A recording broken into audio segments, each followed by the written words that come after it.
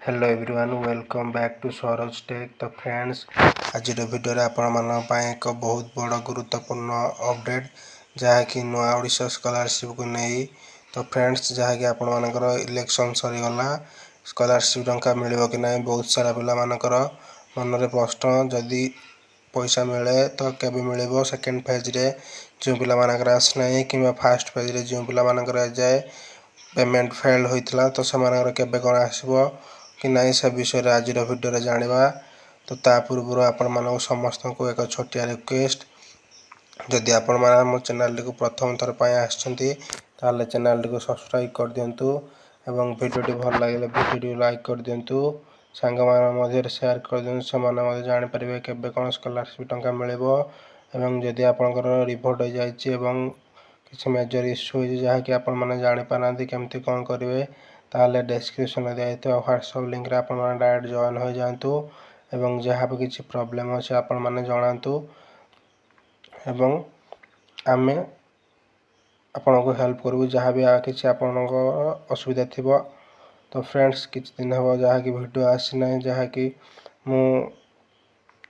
गोटे जगह रोली तो सेटा को एक्सचेंज करी आ गोटे जगह रोची एवं बहुत सारा फैमिली टेंशन एवं बहुत सारा जॉब टेंशन ले काम रे बिजी रोची तो से शिफ्ट होगा पड़ा गोटे जगह अन्य जगह। तो बहुत सारा जीवन में दुख चलती तथापि आपण मानक अपडेट देवाई आम जहाँ भी किसी आम तरफ करी हो तो देन बहुत सारा रातिर करा वीडियो जगह राति अनिद्रा है। तो आपण मैंने देखला बेलू लाइक करना सब्सक्राइब करना बहुत सारा डिमोटिवेशन हवा को जहाँकि लगी देन तथापि आपण मानी बहुत सारा पिला कहते पेमेंट केबे आसो से डेटा आणतु फाइनल डेट केबे आसो। तो से विषय आज वीडियो आलोचना करवा चलो जाना केबे कौन स्कॉलरशिप टंका आसो कि ना ऑल सबकि वीडियो कहीं भी स्किप करूँ ना प्रथम शेष देखले आप सबकि बुझीपारे। तो फ्रेंड्स ये देखिपे कि Nua Odisha scholarship payment release date for 2024-25 ensuring financial support for scholarship. तो आप 2024-25 से जहाँकि आसी डेट देखिए Nua Odisha scholarship payment release date 2024-25 ensuring financial support Nua Odisha scholarship plays for pivotal role achieving the mission as scholarship eagerly anticipated release of scholarship payment जहाँ कि second phase रे payment date आप इलेक्शन पर आप मिल कि ना एवं कौ पिला मिल जदि आप स्टेटस कौन अच्छी तो से विषय। तो जदि आप पेमेंट प्रोसीड अच्छी कि पेंडिंग फॉर रिडिस्बर्समेंट अच्छी केवल जहाँकि आप सेकेंड फेज रे पिला मानकर जदि पेमेंट प्रोसीड अच्छी पेंडिंग फॉर रिडिस्बर्समेंट अच्छी सैंक्शन बाय अप्रूव अथॉरिटी अच्छी तो आपंकर जहाँकि जानी इलेक्शन सरीगला एवं बीजेडी भारतीय जहाँकि विजु जनता दल आपंकर जदि आपंकर सरकार कला आपण मैंने जानी जे भिके पांडियान जहाँकि आप कहते कि स्कॉलरशिप 12,000 टका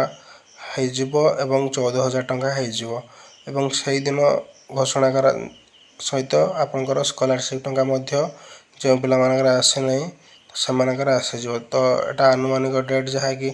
ऑफिशियल नोटिस आसकर 12 तारीख जून 12 आपंकर यही कार्यक्रम स्टार्ट करा जहाँकि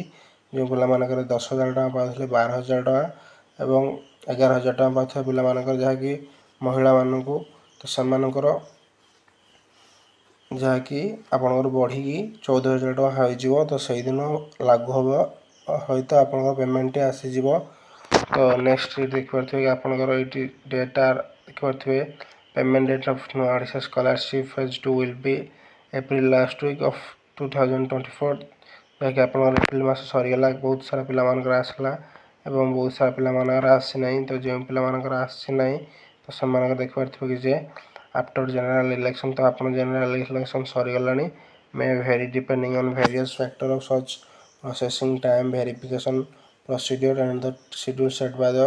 कंसर्न अथॉरिटीज। तो आप अथॉरिटीज माने जहाँकि डेट टाइम टेबल फिक्स कले तो आप 12 जून आपंकर बहुत सारा पिला आसीजार चांसेस अच्छी। ତା ସହିତ ତୁମର ସେଇଦିନ ନୂଆ ସ୍କିମ୍ଟା ସହିତ ଘୋଷଣା ହେବ। ତ ନେକ୍ସଟ୍ରେ ତ ଦେଖିପାରୁଥିବେ ଏଇ ଗୋଟେ ପିଲାଟାର ଆପ୍ଲିକେସନ୍ ଷ୍ଟାଟସ୍ ଯଦି ଆପଣଙ୍କର ଏଇଭଳି ଷ୍ଟାଟସ୍ ଥିବ ଦେଖିପାରୁଥିବେ କି ଯେ provisional approved Bai department user ତାପରେ ଆପ୍ରୁଭ୍ଡ ବାଇ ଡିପାର୍ଟମେଣ୍ଟ ୟୁଜର୍ ବହୁତ ସାରା ଯାହାକି 3 ଥର 4 ଥର ହୋଇଛି। ତାପରେ ପେମେଣ୍ଟ ପ୍ରୋସିଡ୍ 2 ଥର ହୋଇଛି।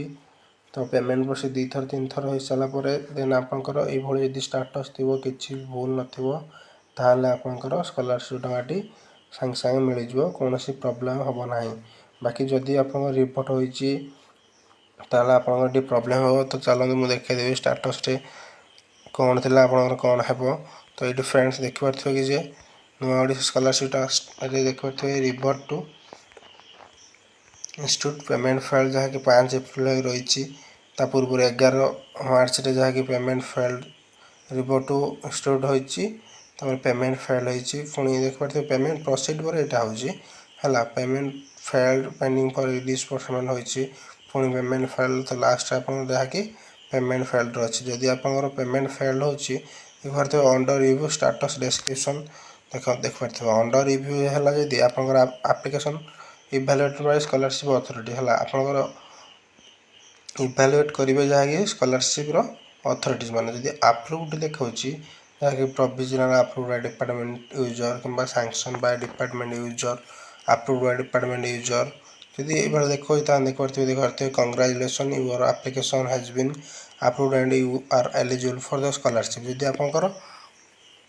ଆପ୍ରୁଭ୍ ହେଉଛି ଦେନ୍ ଆପଣଙ୍କର ସ୍କଲାରସିପ୍ ପାଇଁ ଏଲିଜିବୁଲ୍ କେବଳ ହେଉଛନ୍ତି ହେଲା ଯେଉଁବେଳେ ପିଲାମାନଙ୍କର ସାଙ୍କସନ୍ ବାଇ ଆପ୍ରୁଭ୍ ଅଥରିଟି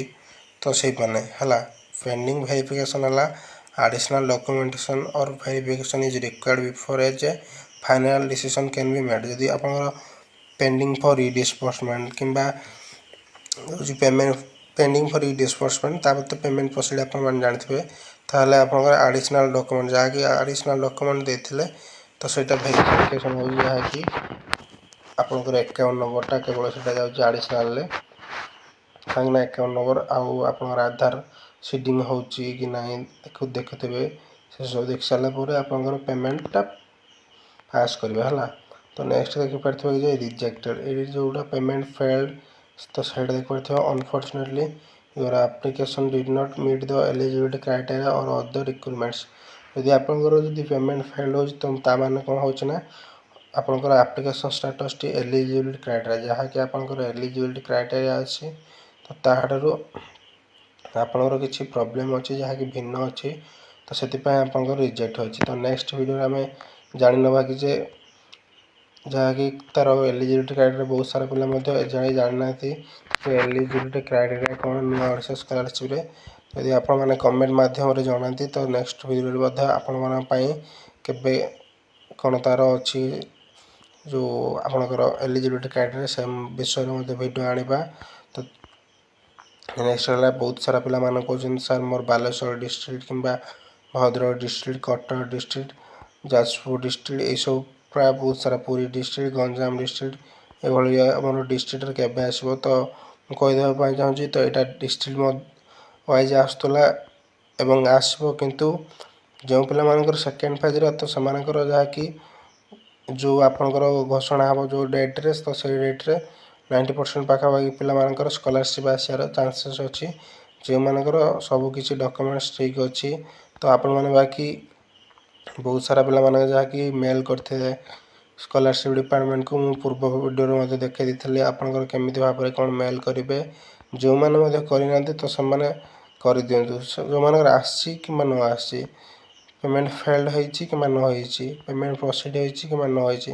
କାହିଁକିନା ସେମାନେ ତମକୁ କନଫର୍ମ କରିଦେବେ। ତ ଯଦି ଆପଣଙ୍କର ପେମେଣ୍ଟ ପ୍ରୋସିଡ୍ ଥିବ ତ ଯଦି